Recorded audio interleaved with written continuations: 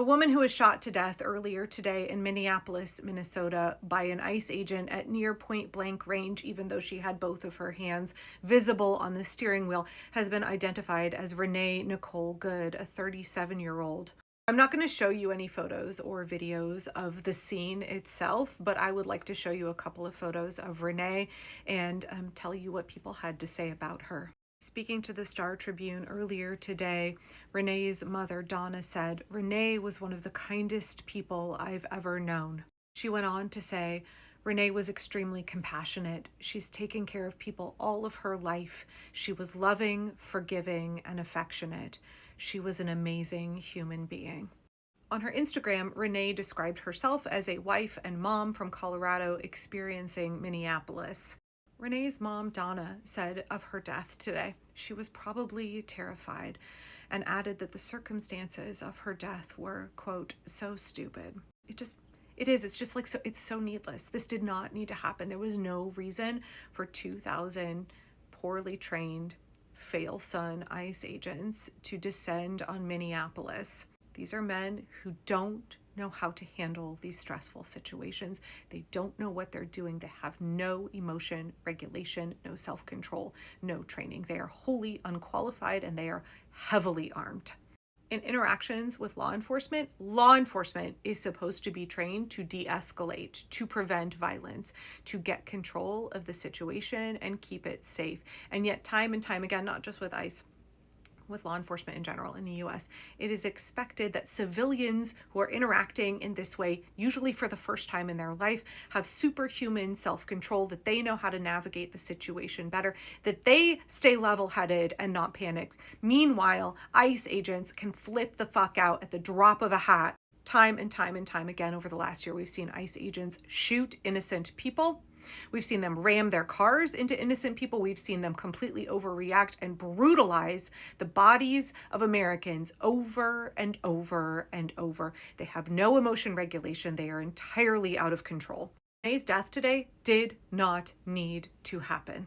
There are unconfirmed reports on social media that Renee volunteered to help be in like an ICE Watch, Migra Watch group, trying to protect her neighbors, trying to do good protecting her neighbors. Likewise, there are unconfirmed reports, and again, I'm not going to show you any of the photos that are posted online, unconfirmed reports that after this ICE agent shot Renee in the head, and he fired at least 3 shots that we know of, I don't know how many hit her, that ICE agents refused to let someone at the scene who said that they were a physician attend to Renee.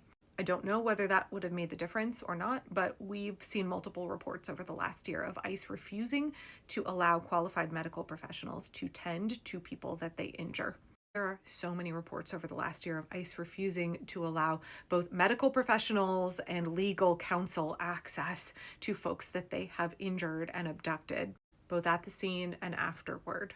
It's unclear whether anybody from ICE attempted to administer aid to Renee, but they wouldn't let people near the car afterward. And there are also multiple reports that ICE was rifling through the car. Essentially, it's a crime scene, essentially destroying evidence, tampering with evidence in the moment after this happened. It's also unclear what happened to Renee's car afterward and how evidence will be processed. In other cases like this, where ICE has shot and injured people, they've refused to turn over body camera footage to the court. There have been multiple cases dismissed because ICE has been accused, or Customs and Border Patrol have been accused of tampering with evidence, disappearing evidence, and also not giving truthful, accurate testimony. So I think we should all expect that will likely happen with this case as well.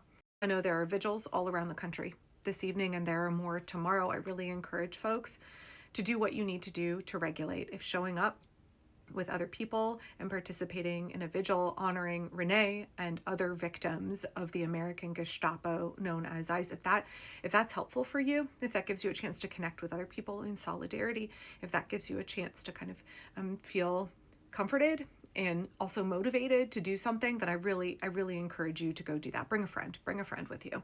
But I completely agree with Minneapolis Mayor Frey that we all have to not take the bait here, especially for folks in Minnesota. What they want is violent riots in the streets so they can justify more of this. They want an America where ICE goons can do this to you and me and anybody they want any day of the week, and they will never be held accountable. They want to feel free to murder you in the street and get away with it.